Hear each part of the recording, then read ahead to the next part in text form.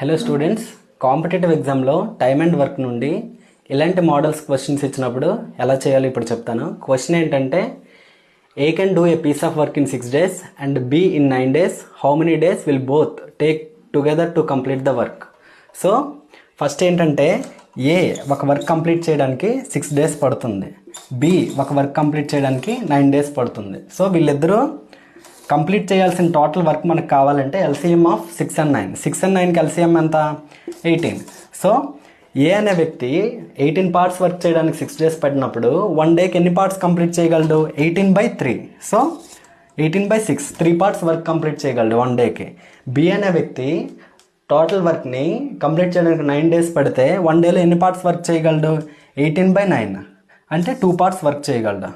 వీళ్ళిద్దరూ కలిసి 1 dayకి ఎన్ని పార్ట్స్ వర్క్ చేయగలరు? 3 + 2. 1 dayకి వీళ్ళు 5 parts వర్క్ చేయగలరు. సో మనం చేయాల్సిన వర్క్ ఎంత? టోటల్ పార్ట్స్ 18 parts వర్క్ ఉంది. సో 18/5.